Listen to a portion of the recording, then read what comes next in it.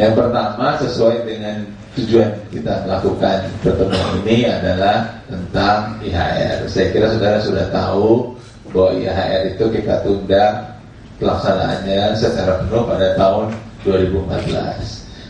Agar sebelum 2014 semua sudah siap. Itu yang penting sekali saya kira. Kalau tidak nanti kita tidur lagi menjelang itu baru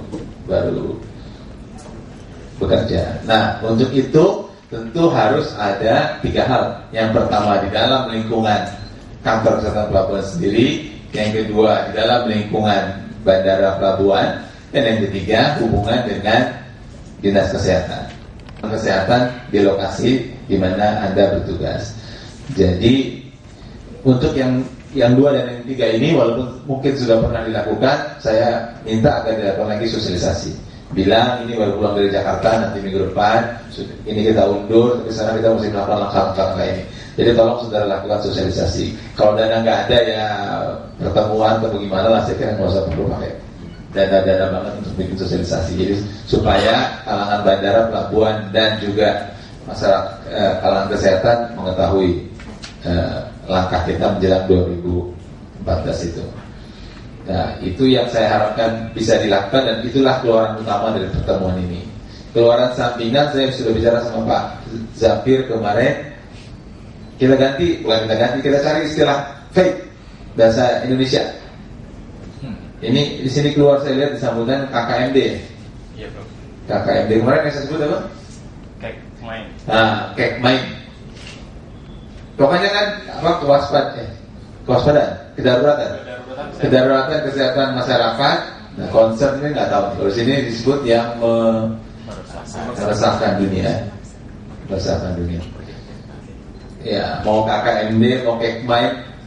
Kenapa saya bilang Kekmain? Karena fake itu ada huruf hidupnya, jadi supaya ada huruf hidupnya juga, gitu ya.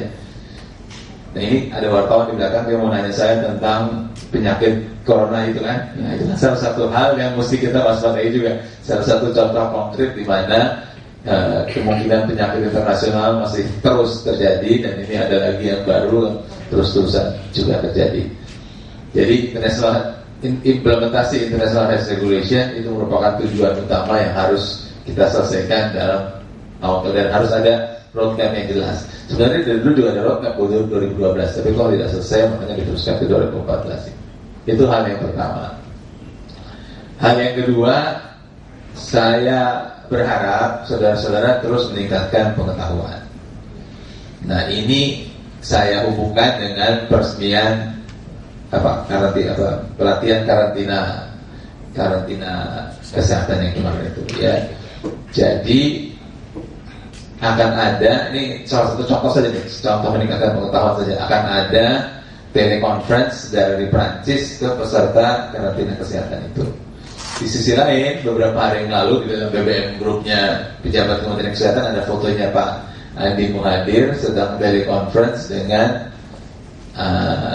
ahli PHL atau epidemiologi lapangan, A-nya apa? Saya lupa. Iya Pak.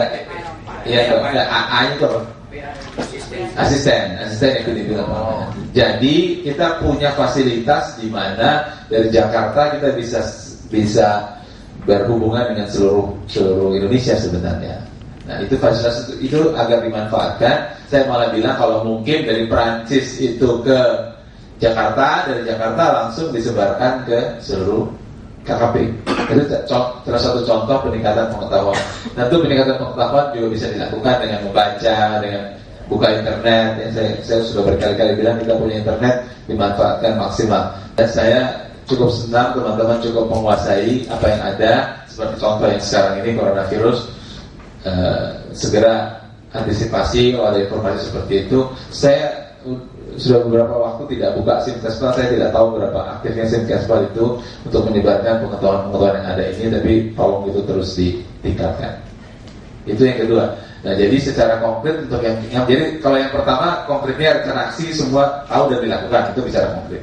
Yang kedua, pengetahuan ini secara konkret kita lakukan Pak Andi, Pak Zafir yang itu telekonferensi itu. Bagaimana caranya? Dicarilah caranya. Saya berharap agar saudara terus membina kerjasama. Saya tahu kerjasama ini kan sebenarnya ada 3, ada yang mudah, ada yang susah. Yang mudah dan yang hampir selalu semua sudah lakukan adalah kerjasama di lingkungan bandara pelabuhan. Saya lihat itu relatif oke. Relatif saya tidak pernah dengar ada masalah kerjasama antara kantor kesehatan pelabuhan dengan lingkungan bandara dan pelabuhan. Yang kedua yang lebih susah lagi, sedikit lebih susah daripada itu adalah kerjasama dengan dinas kesehatan. Ini tidak semua berjalan lancar. Memang sebagian besar oke.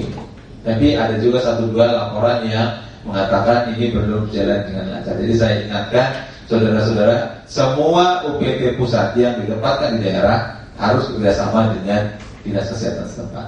Saya berulang kali mengatakan bahwa KKP ini dibandingkan TTKL beruntung karena ada penyakit H5N1, H1 kayak sekarang ada corona ini, sehingga relatif orang mengenal sebenarnya, ya. Tapi cobalah dicari jalan lain agar ada inovasi-inovasi baru sehingga KKP ini lebih meningkat lagi perannya di masa yang akan datang. Zona integritas, kemudian menuju wilayah bebas korupsi dan birokrat yang bersih. Sebenarnya kurang, sekarang ditambah wilayah birokrasi yang bersih, kompeten dan melayani. Ya, itu akan dicanangkan Sabtu. Tadi saya bisik-bisik sama Pak Andi hadir. Kalau memang mungkin Jumat sore, karena kalau Pak katanya Pak Irjennya hari Sabtu ke Bandung, ya kalau bisa Jumat sore mungkin bagus. Tapi kita lihat lah, terserah Sabtu mau juga. Ini nanti kita rencanakan entah Sabtu atau Jumat sore. Cuma yang penting adalah sesudah perencanaan dilakukan. Jadi dilakukan juga sesudah perencanaan di sini. Nah, seperti saya sampaikan tadi di poin 2, tentu saudara sesudah pulang akan menyampaikan itu kepada staf di KKP dan dilakukan juga kegiatan-kegiatan tentang zona integritas, wilayah bebas korupsi dan wilayah birokrat yang bersih, kompeten dan melayani di semua KKP di seluruh Indonesia. Itu 5 hal yang ingin saya sampaikan saudara-saudara, dan saya berharap pertemuan ini karena berjalan cukup lama, saya kira 3 hari, dan saudara bisa memanfaatkan yang maksimal untuk 5 hal yang saya sebutkan tadi, baik IHR sampai tuntas 2014 maupun pengetahuan ditingkatkan. Tadi saya lihat banyak narasumber. Kemudian ya kalau kerjasama mungkin tidak berhubungan langsung dengan hari ini. Ini pasti bisa dicari dengan bicara-bicara antar teman. Dengan ini sambutan ini saya akhiri, dan akhirnya dengan mengucap Bismillahirrahmanirrahim. Saya membuka secara resmi pertemuan penguatan kapasitas inti di pintu masuk negara melalui rencana aksi implementasi IHR 2005. Keluar oleh WHO diberitahukan kepada dia baru mulai hari Sabtu dilaporkan oleh pemerintah Inggris kepada WHO. Hari Minggu baru keluar pengumuman oleh WHO tentang hal ini. Jadi Senin, Selasa kita baru melakukan kegiatan. 1. Yang kedua, jumlah kasus sampai hari ini itu tetap 2 orang terus saja, tidak ada tambahan jumlah kasus yang lain. Jumlah kasus hanya 2 orang, dua-duanya pernah ke Saudi, 1 orang Saudi Arabia, 1 orang Qatar. Yang orang Saudi Arabia sudah meninggal lama, 3 bulan yang lalu. Orang Qatar masih dirawat saat ini. Itu yang kedua. Yang ketiga, penyebabnya adalah virus corona. Virus corona ini ternyata menyebabkan penyakit dari mulai yang ringan sampai SARS, dan juga bisa mengenai binatang sampai manusia. Jadi virus corona yang sekarang ini adalah virus corona yang baru yang belum pernah ada sebelumnya. Itu soal virusnya. Yang keempat, soal penularan. Tidak ada satupun petugas kesehatan atau orang yang kontak dengan 2 kasus itu yang tertular sampai saat ini. Artinya ini sangat berbeda dengan SARS, karena SARS itu seperti Anda ingat pada waktu di Singapura ada yang namanya super spreader, 1 orang menulari sampai sekian puluh orang. Ini tidak ada satupun juga yang tertular. Yang kelima, bukan hanya itu juga dari 2 kasus yang ada pertama itu sampai sekarang, sampai hari ini, sampai pagi ini tidak ada kasus tambahan. Ada laporan dari dari Hong Kong 13 orang, tapi 13-nya ternyata virus corona yang ringan. Sementara 5 kasus yang ada di Denmark kemarin itu 5-5-nya ternyata karena virus influenza B. Oke. Nah, artinya ya, dari keterangan ini saya hanya ingin sampaikan bahwa dunia masih mengamati dengan ketat keadaan ini. Apakah akan berkembang atau tidak berkembang, kita semua tidak tahu. Jadi yang penting memang adalah saat ini ada 3. Satu, untuk jamaah itu higiene perorangan, personal hygiene, bukan hanya jamaah, untuk kita juga personal hygiene, cuci tangan, masker dan sebagainya. Itu yang pertama. Yang kedua, memang kewaspadaan petugas kesehatan. Kan keluhannya yang utama saat ini yang berbeda dengan yang lain pada 2 kasus itu adalah saluran nafas dan gangguan ginjal. Jadi kalau ada gangguan saluran nafas dan gangguan ginjal, itu yang mesti diwaspadai. Jadi yang pertama personal hygiene, yang kedua kewaspadaan petugas kesehatan, dan yang ketiga ini berhubungan dengan yang saya bilang tadi, pengetahuan tadi. Kita harus terus memantau dari hari ke hari, karena dari hari ke hari bisa saja ada perubahan. Kita bersyukur dari mulai Senin sampai Kamis ini tidak ada perubahan apapun juga, tidak ada kasus baru, tidak ada apa. Tapi kita harus terus pantau kasus itu. Mudah-mudahan ini tidak berkepanjangan. Kalau berkepanjangan, maka kita punya PR besar pada saat jamaah nanti pulang dari Arab Saudi. Menteri Kesehatan ini nanti akan ditingkatkan.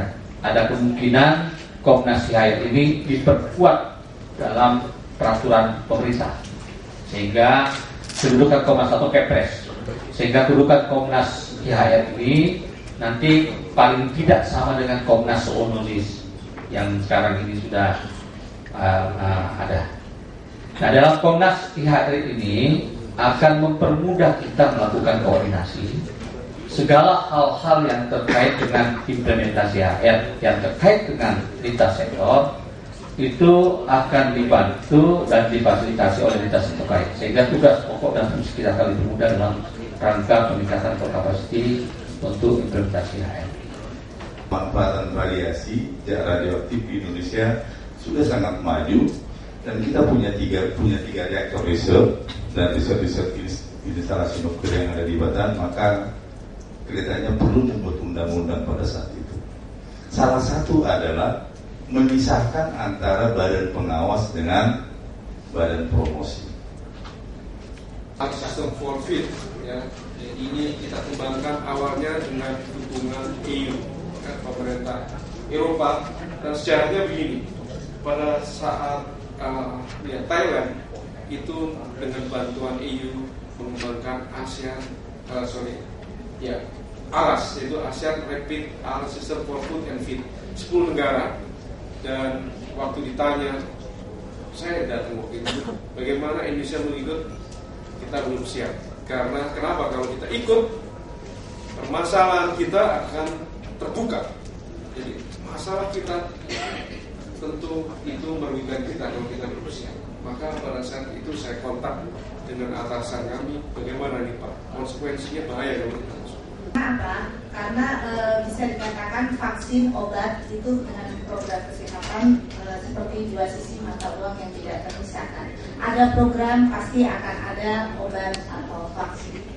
Jadi 2 hal tersebut tidak bisa terpisahkan.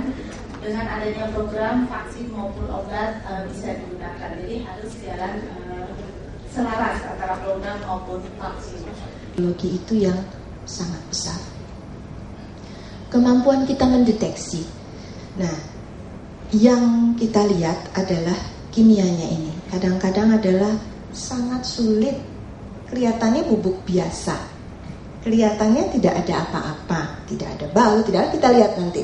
Tapi kemudian ternyata kita butuh instrumen. Instrumennya ada tidak? Yang biologi apalagi? Sangat sulit. Kalau memang kita tidak mendeteksi berapa virulensinya dengan secara laboratorium, bagaimana kita akan tahu mendeteksinya seperti apa? Bisa saja dianggap masukkan ke dalam gelas tubuh-tubuh kosmetik, dan siapa yang tahu di sini. Kita bisa searching di dunia itu kan, WHO sudah membuat standar yang CBRN-nya seperti apa. Ini kami berikan contoh, tapi Bapak Ibu bisa download sendiri dan punya sendiri di kantor masing-masing, sehingga memang apakah ini tersedia. Itu lagi kesiapan kita, karena ini adalah memang warning dari dunia, sehingga kalau memang kita implementasi IHR, ya mau nggak mau harus tahu. karena kalau tidak ada alasan bahwa tidak tahu, loh ini sudah dipampang kok. Jadi berbatasan laut di provinsi ada 12 yang berbatasan dengan laut. Nah, masih ada yang ada di pelabuhan bandara dan lintas batas ya. Ini ada rumah sakit, RSUD, lapangan dan RSUD bergerak. Ya. Terus puskesmas baik itu perawatan dan perawatan, kantor kesehatan pelabuhan dan klinik swasta. Ya, ini beberapa contoh total rumah sakit di masing-masing daerah ya, yang menjadi rujukan. Ya. Yang paling banyak tentunya Jawa. Jadi rumah sakit ini ada bisa menjadi rujukan. Menggunakan pendekatan manajemen, satu proses manajemen. Kita mulai dari input, karena surveillance tentu perlu ada input. Banyak input yang diperlukan, salah satunya adalah data. Tentu SDM menjadi salah satu input juga. Ya, kita input, saya ambil satu saja, contohnya adalah data. Pertanyaannya, apakah data yang kita miliki cukup berkualitas? Karena kalau kita berbicara surveillance tentu tidak lepas bicara dengan data. Kemudian pertanyaan berikutnya, apakah data kita berkualitas? Kalau dari inputnya saja sudah tidak beres, maka tidak mungkin proses berikutnya akan bagus. Jadi kita semua coba kita mengoreksi diri kita masing-masing. Apakah data yang kita kolek, apakah data yang kita miliki itu sudah cukup berkualitas? Masuk ke babak yang kedua, yaitu tentang bagaimana IHR itu. Jadi rohnya IHR ini adalah bagaimana kita sebagai garda terdepan menjaga dunia ini bersama-sama. Jadi kalau untuk International Health Regulation Revised 2005 itu garda terdepan gak ada yang lain, adalah Health Code Authority. Jadi saudara ada di sana dengan areanya tadi, di mana tempat yang saya bilang tadi. MDGs ini adalah sama-sama kita untuk sepakat kita semua melakukan upaya-upaya 8 tujuan dari MDGs. Seperti IHR sama. International Health Regulation itu menjadi kesepakatan sama sebagai garda terbesar, terutama yang punya Health Code Authority harus memperkuat barisan di situ, menjadi bagian barisan dunia. Yang terkait dengan TB pada haji ya. Jadi kita sebetulnya sudah bekerja sama dengan Simkar Kesma, kita sedang menyusun SOP untuk TKI dan TKHI ya. Untuk haji ya. Jadi bagaimana nanti screening di tahap 1, tahap 2 dan seterusnya itu sudah kita bicarakan dan sekarang ini sedang di dalam review akhir Pak. Di SOP ini sedang di review di bagian hukum, badan hukum organisasi. Mudah-mudahan selesai pada bulan Oktober yang akan datang. Dan ini nanti meliputi lebih rinci ya. Jadi bagaimana nanti di screen kalau ketahuan apa tindak lanjutnya yang harus dilakukan dan sebagainya, sehingga pada saat dia berada di Jeddah atau sudah di Arab itu dia tidak diketemukan ya, kondisinya, virulensinya, bakteriologisnya sudah terkendali. Boleh dibilang ya Pak, betul ya, nanti kita yang bantuin. KPK ada kewalahan sedikit karena saya nggak tahu benar enggak, ternyata dari Departemen Kesehatan wajib lapor LHKPN-nya mungkin yang terbanyak barangkali, mungkin saya juga nggak tahu karena di dalam surat DKN yang terbaru ini semua pengelola keuangan suruh lagi ngisi LHKPN. Kalau dulu hanya kepala satker, mungkin bendahara, sekarang tambah semua. Kalau yang namanya pengelola kan jadi banyak deh. Menandatangani SPM juga iya, bendahara pemasukan iya, bendahara pengeluaran iya. Jadi jumlahnya di Kementerian Kesehatan menjadi banyak. Saya bilang kalau jadi banyak, ya presentasinya jadi nggak pada 100% nih. Presentasinya dari wajib lapor dan itu ternyata juga menjadi penilaian. Kalau besok nanti ada JNI, itu juga termasuk penilaian. Jadi latar belakangnya penanaman sifat kejujuran, keterbukaan dan tanggung jawab. Pembangkitan udah pembangkitan rasa takut untuk berbuat korupsi, pendeteksian potensi konflik kepentingan antara tugas publik dengan kepentingan pribadi, penyediaan sarana kontrol masyarakat, dan pengujian integritas para calon maupun penyelenggara negara. Jadi kalau kita lihat latar belakang, nanti KPK akan menyampaikan mengisi LHKPN ini sebetulnya tergantung hati nurani kita. Mau ada yang diumpetin juga boleh gitu ya Pak ya. Itu juga nggak tahu, tapi kalau ketahuan awas kan gitu aja. Caranya salah satunya itu.